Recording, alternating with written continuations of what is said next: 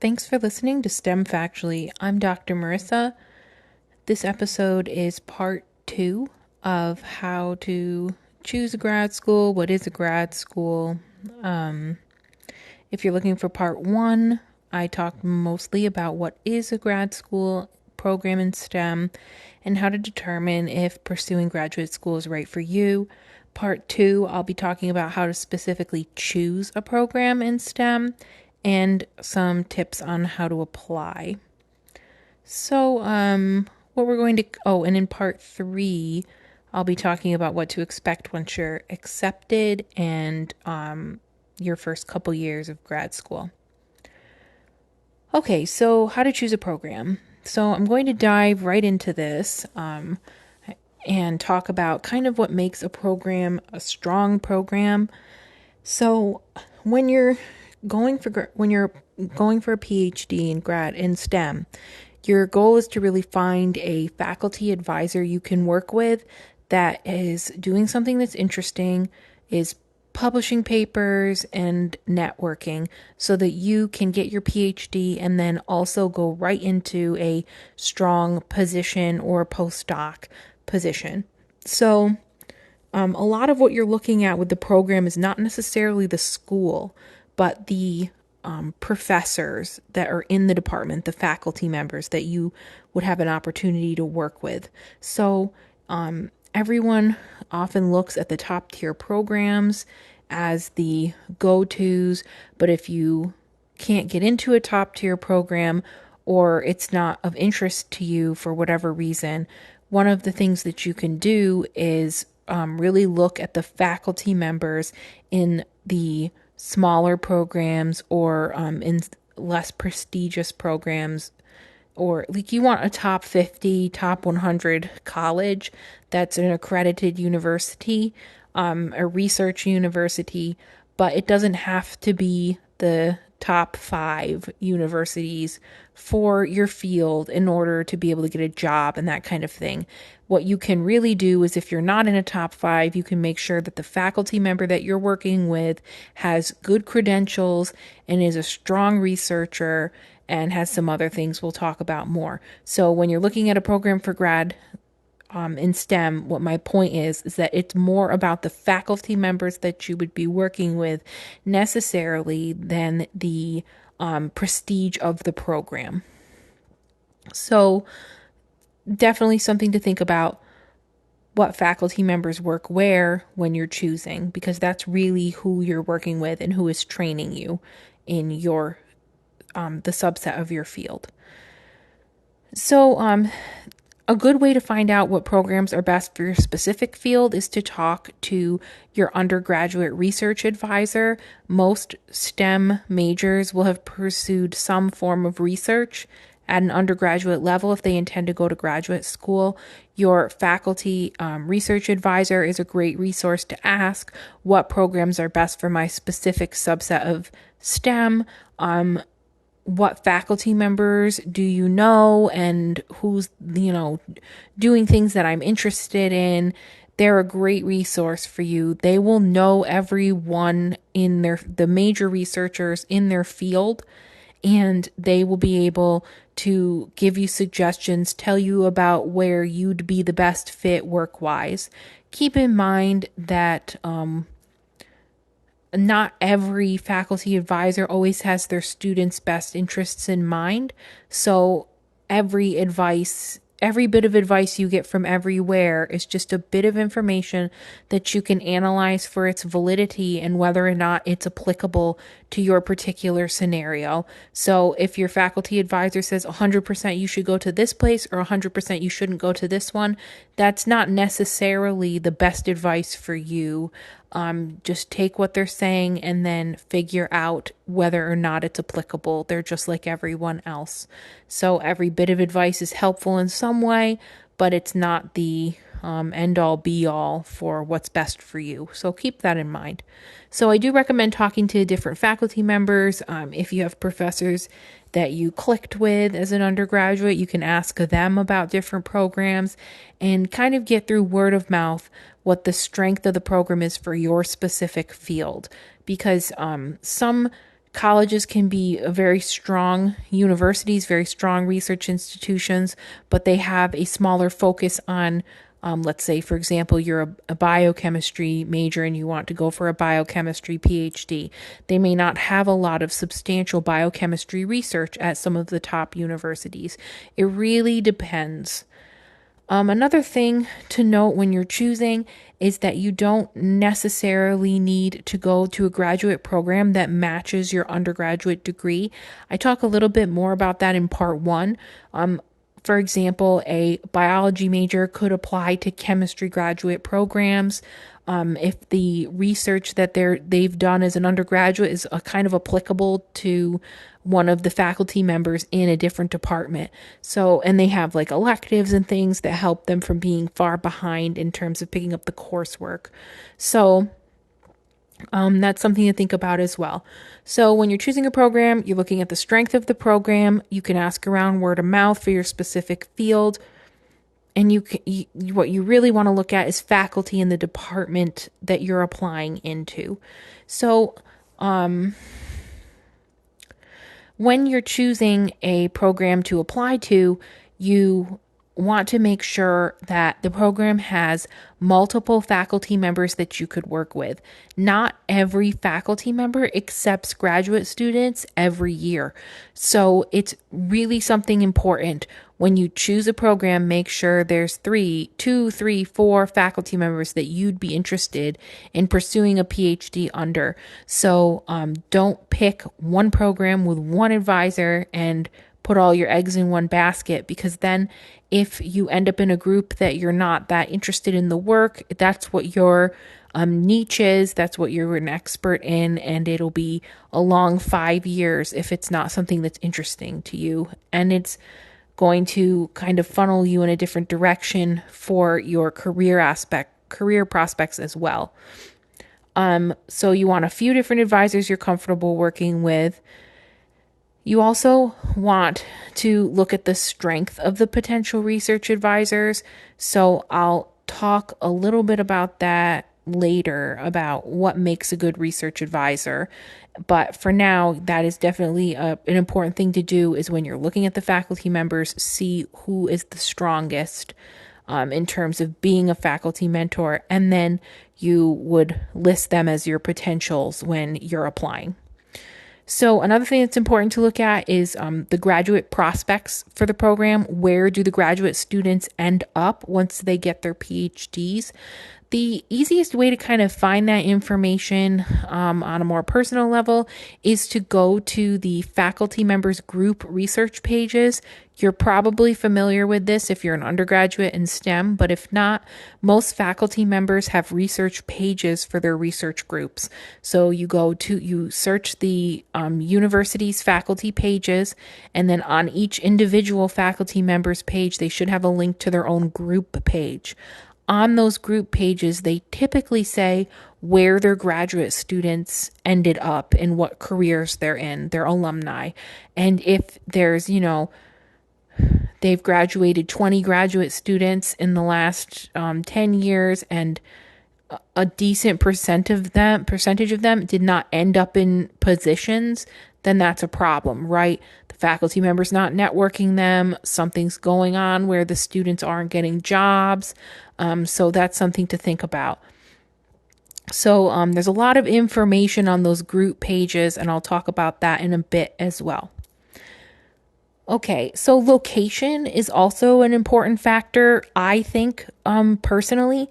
So some people, it's a good way to narrow down the types of programs that you're interested in if you would like to stay in a particular region. It's also important because you're going to be in that location for 5 years. That's a good chunk of time. So if you're someone that likes to go out and have a life outside of the university, then you might want to pick something that has, things to do, like a city, not some very rural program. If you're outdoorsy, then you want something where there's going to be places you can hike, things you can do outside. Maybe not, freezing cold location that's cold for 9 months of the year. So I think location's very important. because it's where you're going to be living for 5 years, and there's a good chance you might find a job in the area where you went to grad school as well. So, something to think about: where do you want to end up? Where would you enjoy spending 5 years of your life? And then what kinds of colleges are in that location. So it's not always the top priority for everyone, but if you're someone who really, your professional life is affected by your personal life, where you're not as productive, if you're not happy outside of work, then it's something to think about. Where would I be happy? What would I enjoy? Okay, so now I want to talk about how to choose an advisor.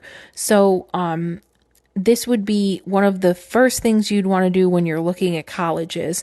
You'd want to go to their faculty pages at different universities once you've talked to an advisor or someone that gives you an idea of the best programs in your field. Then you would want to go to their faculty pages, pull up their individual, and pull up their group research pages. So usually there's a little blurb next to each faculty member's names on the university's faculty site that says what kind of research they do. So you would want to scan those and then find faculty members whose work seems interesting to you. So narrow those down, go to their group pages, and then start looking at information on their pages. So one of the biggest things to think about is, what size group are you interested in working with? There are advantages and disadvantages to working with a small group and a large group. So it really depends on you as the individual and what you're looking for in your graduate program experience. So if you're someone who likes to know your faculty advisor, speak to them on a day-to-day basis, you want their office door to be open so that you can ask questions, that kind of group would be a small group. So a small to moderately sized group, where you can access them, talk to them, and get direct advisement. You may be, if you're in a smaller group, you may be publishing less because there's fewer people working on projects.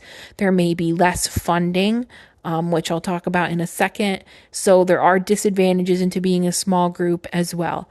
I went to a smaller group and I enjoyed the fact that it was small. I had access to my PI on a regular basis. We had weekly two meetings per week, group meetings and subgroup meetings, and I enjoyed that interaction. And then I also enjoyed that there were not a substantial number of graduate students in the group at any one time, so we all knew each other very well and got to talk to each other about our projects and things like that.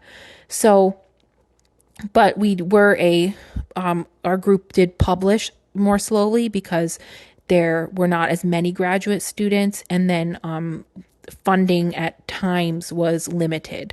So it's just a trade-off of what you're interested in terms of your graduate group. It doesn't make one more prestigious or less prestigious than the other in terms of your potential success long term.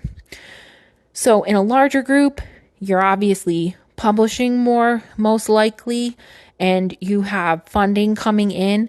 And then the disadvantages may be that you have less interaction with the faculty advisor. So you would potentially be working with postdocs or research assistants, and their PhDs as well. So it's just a different experience. It may be more advantageous for some versus others. It just depends on what you're personally interested in.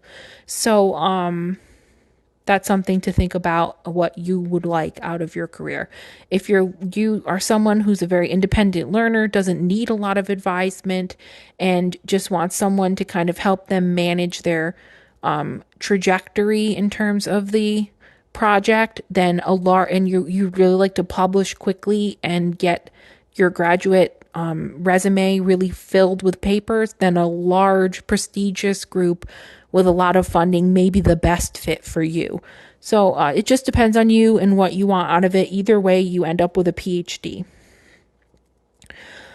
Okay, so something else to look at when you're choosing a group. So I already mentioned that not every faculty member accepts grads every year. So when you're on that group page, something that you're looking at is how many grads did they take? If they just took 10 new grads into their group, then they may not be taking more grads the next year.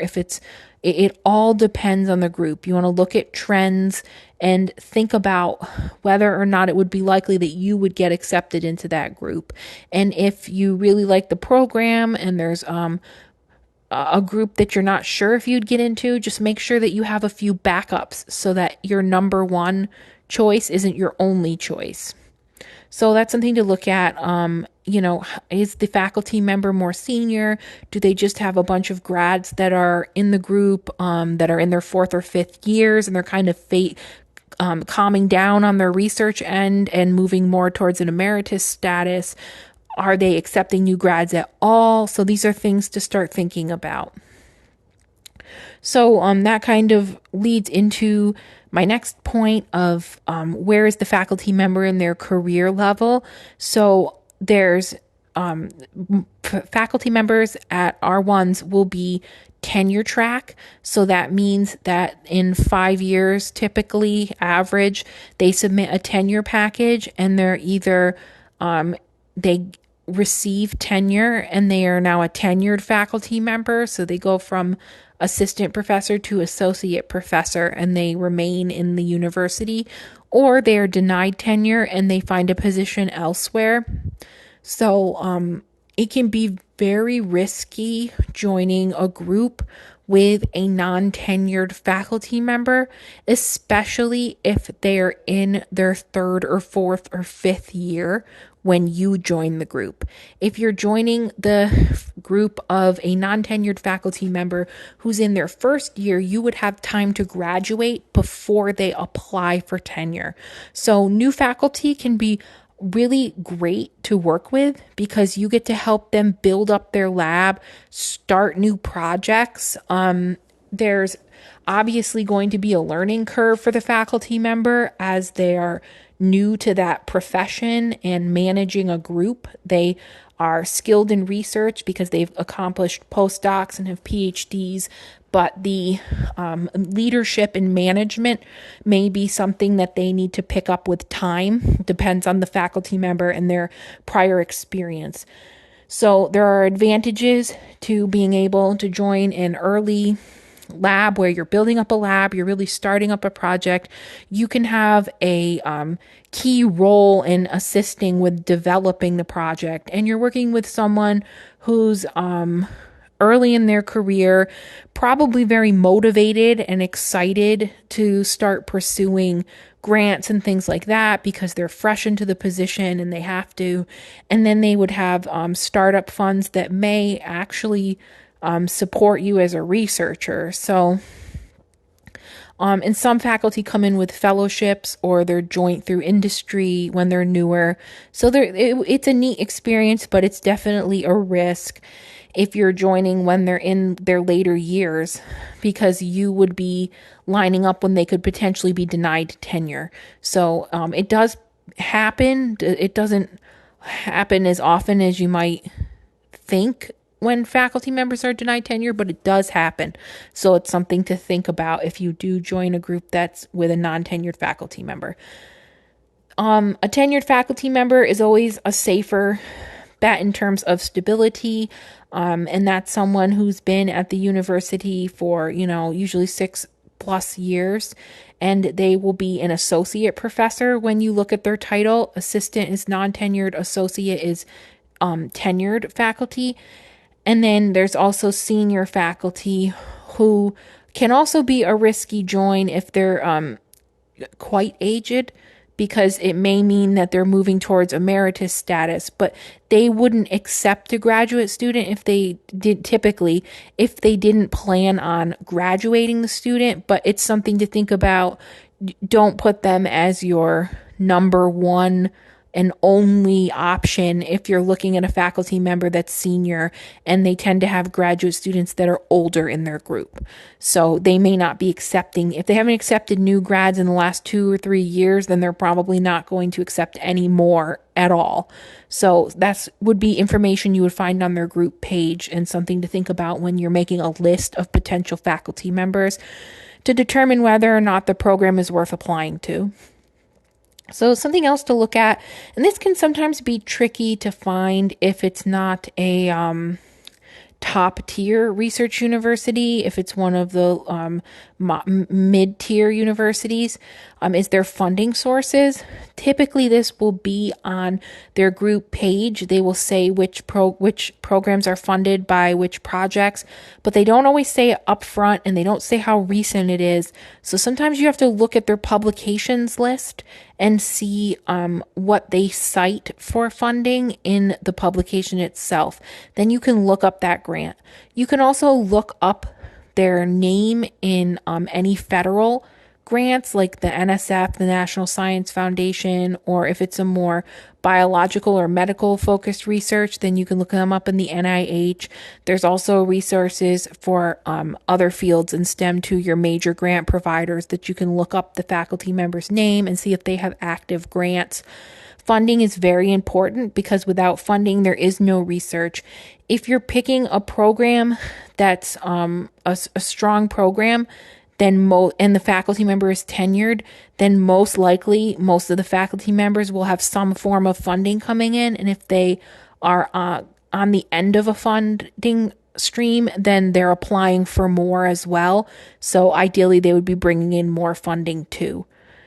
So while you're looking at funding, something that's also very important to look at is the number of publications that the group is doing. They say publish or perish for a reason in academia. You have to contribute to the scientific community.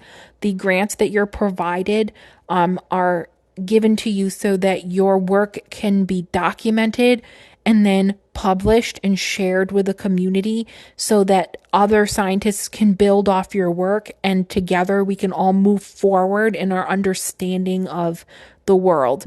So that's the goal with science, and publication is the way to prove that you've done anything at all during your time in a program. So if faculty members are not publishing work, that's a problem.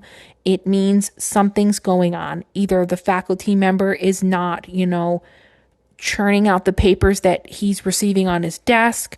For some reason, the graduate students aren't writing papers. For some reason, the research isn't going towards a publication. So, if you don't publish when you are done with your PhD, some programs won't graduate you with a PhD.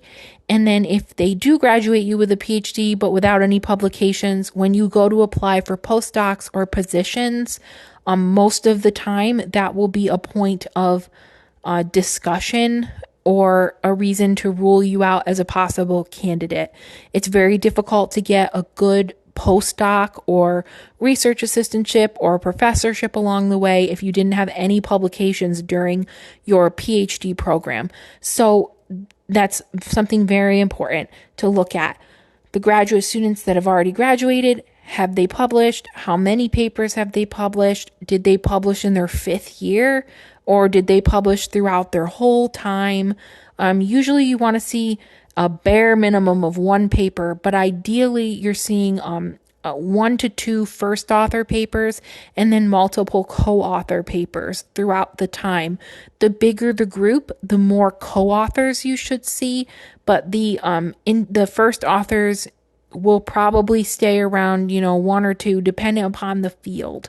It really depends. Some fields, especially some very technical fields that have some computational or theoretical work, can tend to publish much more quickly than groups that rely upon empirical data to publish. So experiments can take a very long time when you're physically doing them with your hands versus setting up different types of theoretical experiments. They're both, of course, of merit. I'm not saying one's easier than the other, but one can result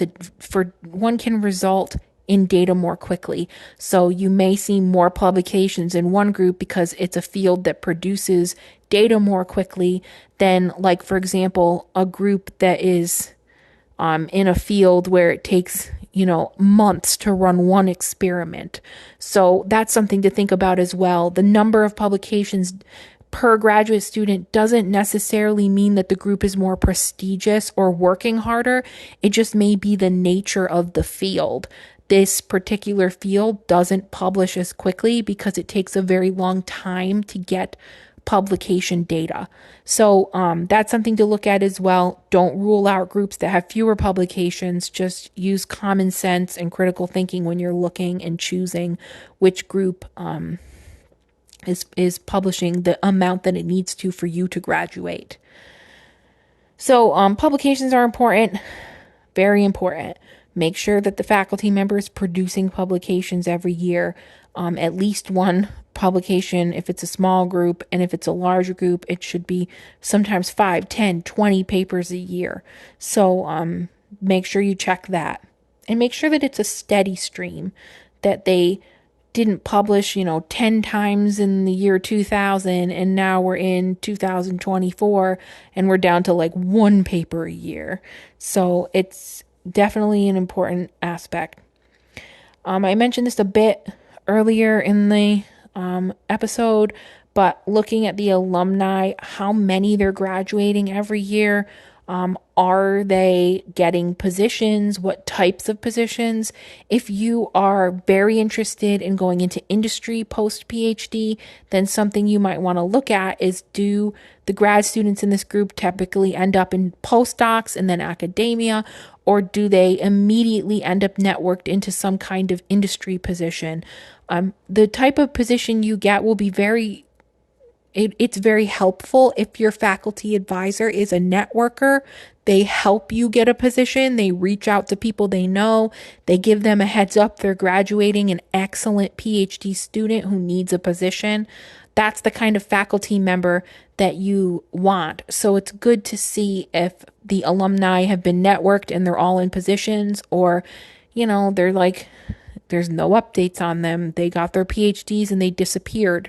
Those are things to look for when you're choosing a strong advisor.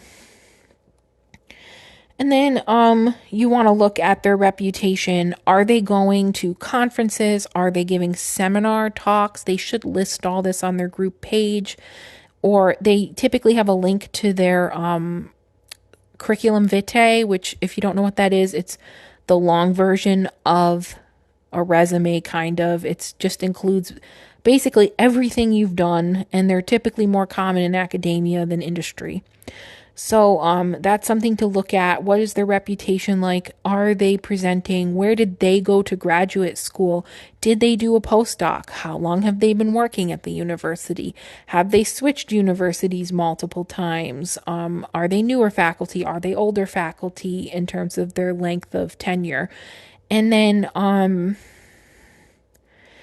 just read about them and make sure that they represent a strong research advisor.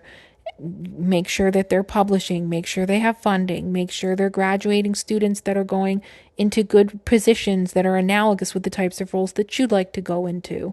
And be aware of their tenure status as well, so that your timing is okay if they don't end up with tenure. Okay, so to kind of summarize, when you're choosing a graduate program, there's obviously the main things that you look for in a university.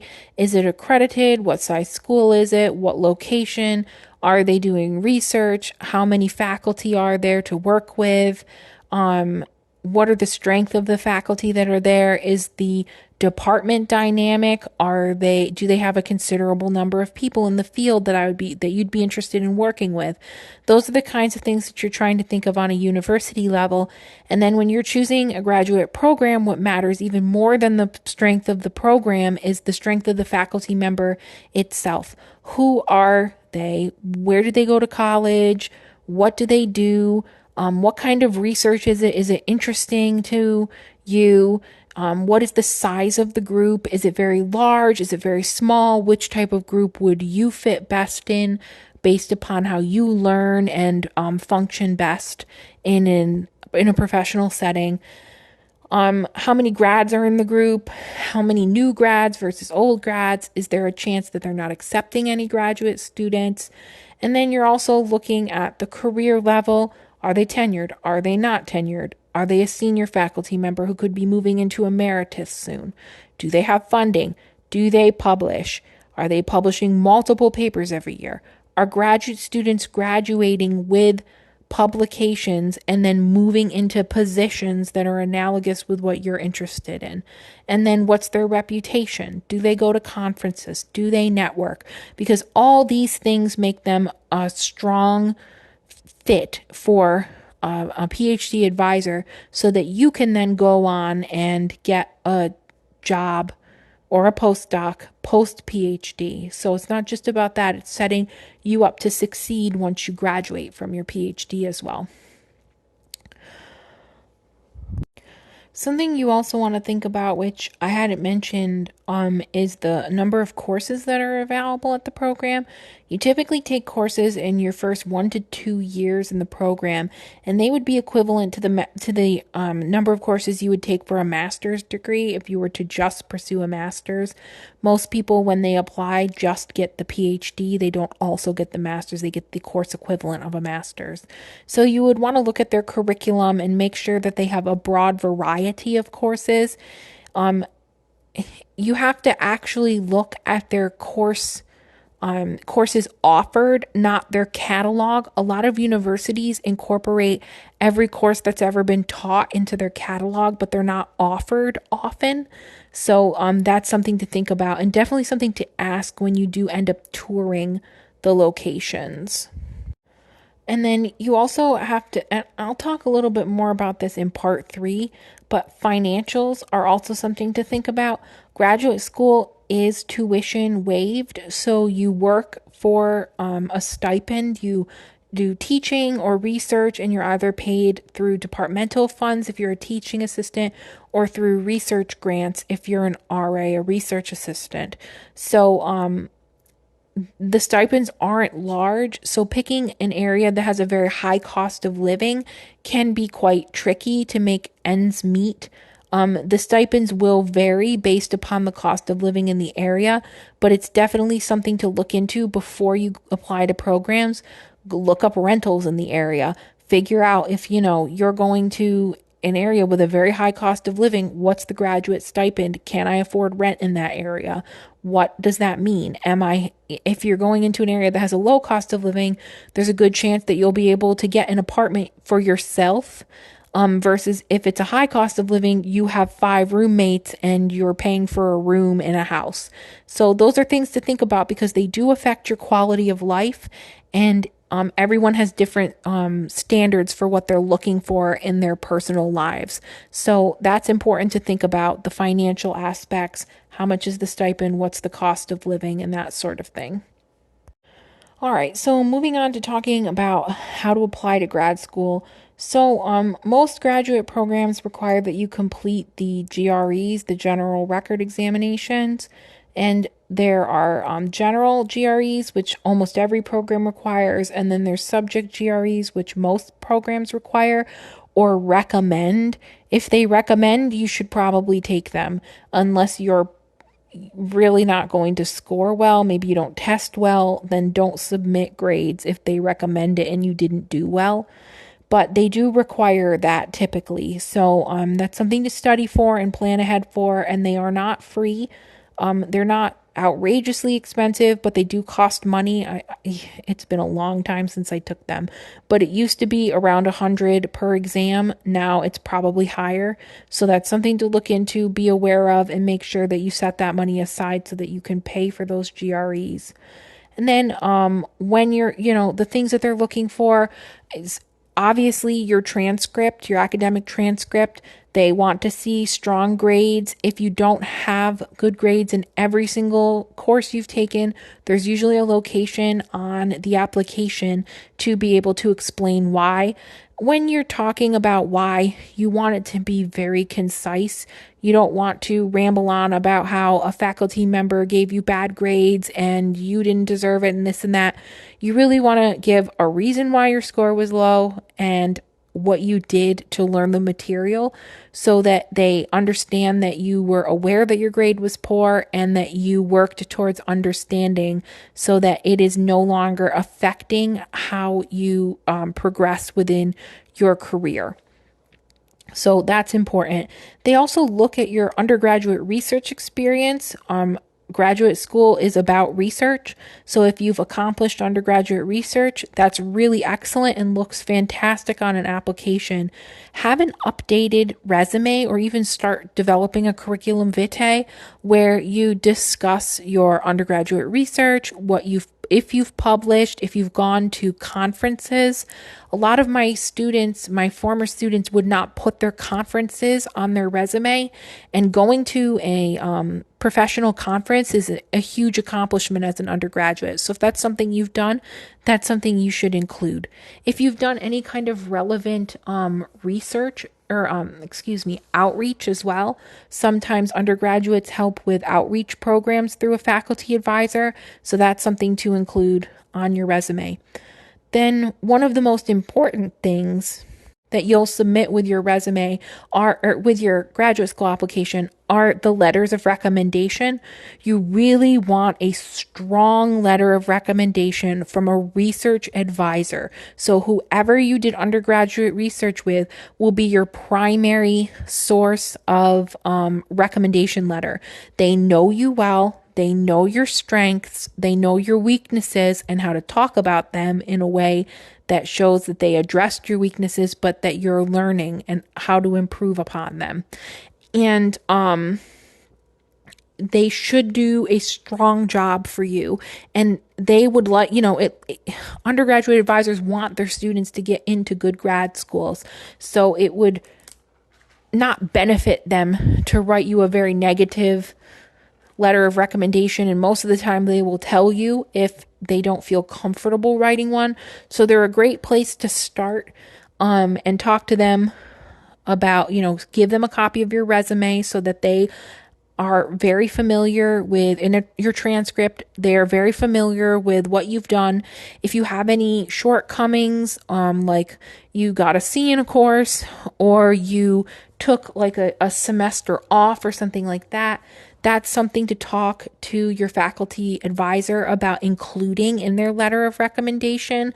So if, let's say you had a health concern or a medical concern and it caused you to do poorly in some courses one semester, you would ask your faculty advisor to mention that in their letter of recommendation, because it is more reliable when a faculty member says this student had some hardships and this particular semester, which explains why their coursework was low. They picked up from that in their next semester. So that's really important. Be open with your faculty advisor. Talk to them about what your shortcomings are and ask them if they can help you address it in their letters of recommendation. You need to usually have 3 letters of recommendation for every graduate application, and it shouldn't just be some random person. It should definitely be professors. If you did work full time and it's a relevant role, then a supervisor in that type of position could be a good could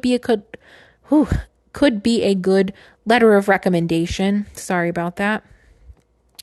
But most of the time you want to pick faculty advisors because the review committee will be admissions at the university, but for graduate school, the admissions then turn over their candidates to the department, who then reviews all potential candidates and selects them. And faculty members sometimes value, letters from faculty members slightly more than random supervisors and things like that. So something to think about. That means that as an undergraduate, you should have kept up and in touch with other faculty members. If that wasn't something that you did, you may reach out to a faculty member that taught a course that you did particularly well in and ask if they are able to write you a letter of recommendation. Since they don't know you as well as your faculty advisor does, something that you can do is put together in the email that you send requesting a letter of recommendation. You can attach a curriculum vitae or a resume and some whatever your academic transcript so that they can view that and then write you a more thorough letter of recommendation based upon your credentials.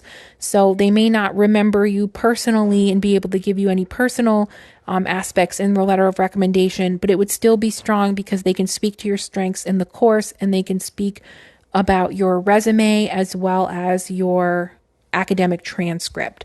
So that's a good way to get letters of recommendation if you haven't kept up with faculty members and you have to have 3 when you go to apply.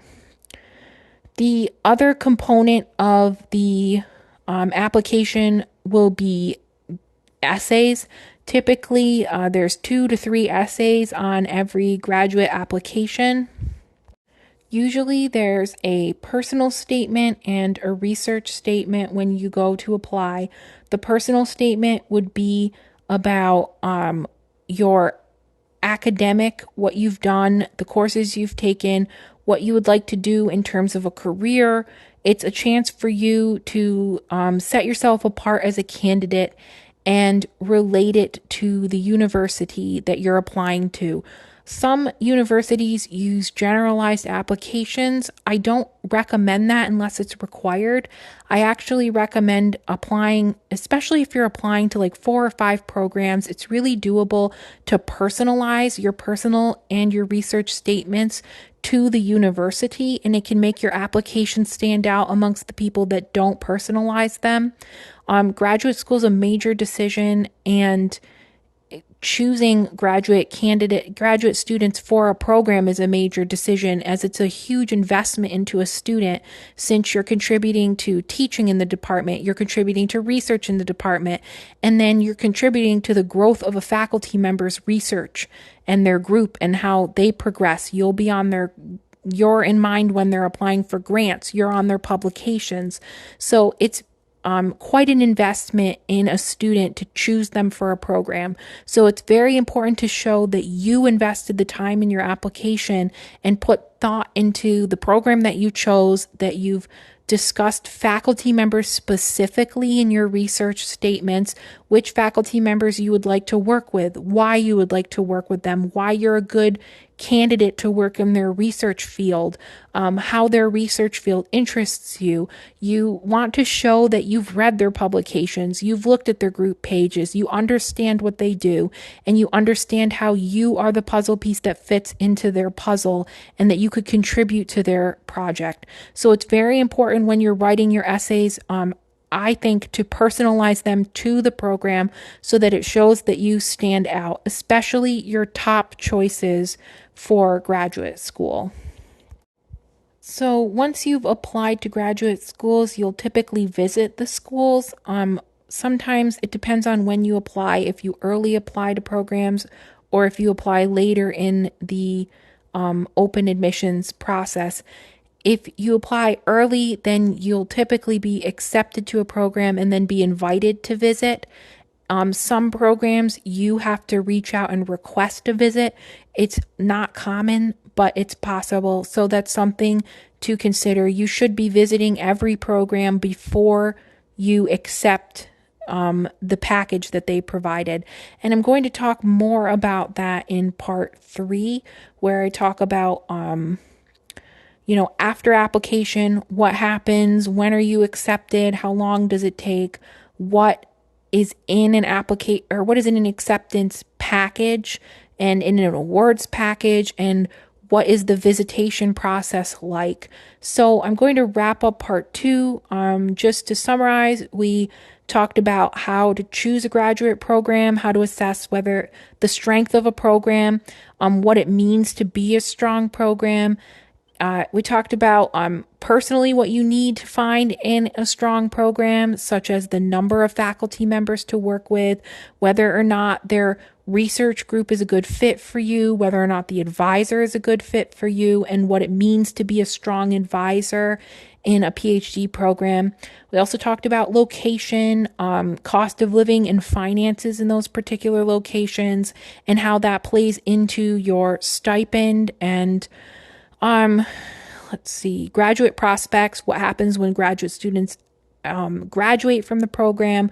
We covered quite a bit here, so I actually recommend listening twice, once now if you've gotten this far, and then again after you've started looking at programs, just so that it reminds you of the things that you should be looking for once you've been more familiarized with the process.